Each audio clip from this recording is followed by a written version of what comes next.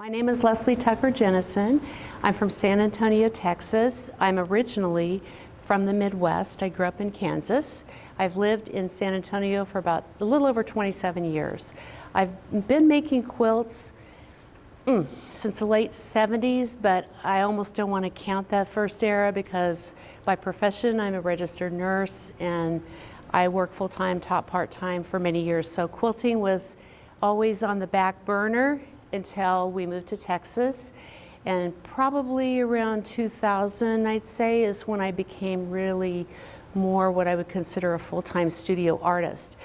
I have been, since about 2003, part of my practice has to do with mark making on cloth to make work that then can be integrated into a quilt.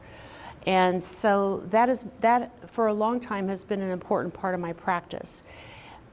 In 2014, I began studying with Nancy Crow, and it had been something I'd been wanting to do for quite a number of years, but due to work and raising children, that just didn't seem possible until that point in my life.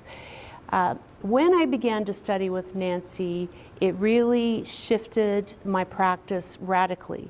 Up until that point, I had made traditional quilts, and I had made quilts that are unfortunately considered art quilts. I don't like that word, but that we know what we're talking about when we say it, and done a lot of layering with fusible.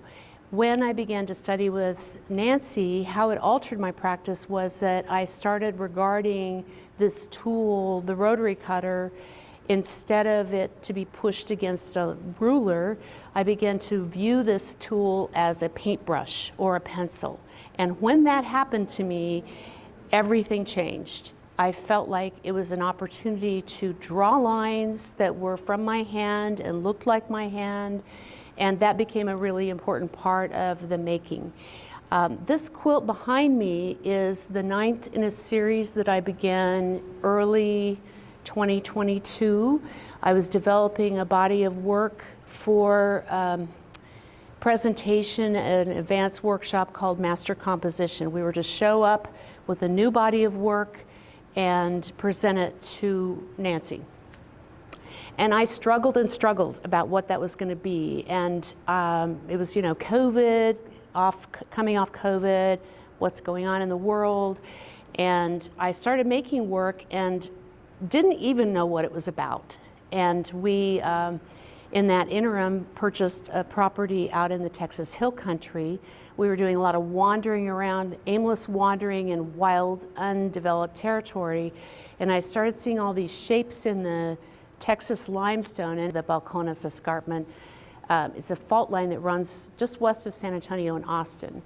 And I was looking at all these shapes the rocks make and all these cracks in the rocks and caves, and I started realizing that unconsciously I was constructing work that had to do with that. And so once I put the unconscious and the conscious together, the work started pouring out of me, and it became what I call the Fault Lines series.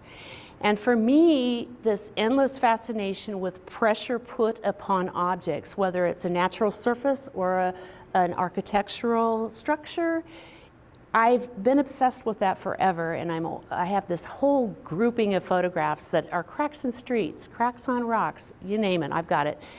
And so when I started really putting those things together and looking at all the contours in the limestone and all the caves and all the different shapes and contours that nature forced upon this surface, it's an endless source of inspiration to me. This piece behind me is called Fault Lines Number 9. I believe I called it, what did I call it? My keyhole ledge. Sorry, I just had a blank. And it's a shape that was revealed to us in early 2022 because we had a large wildfire that swept through our land.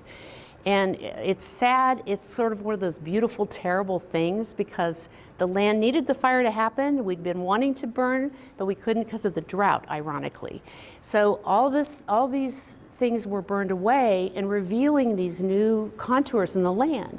And we were driving around looking at them, and I was seeing all this new inspiration.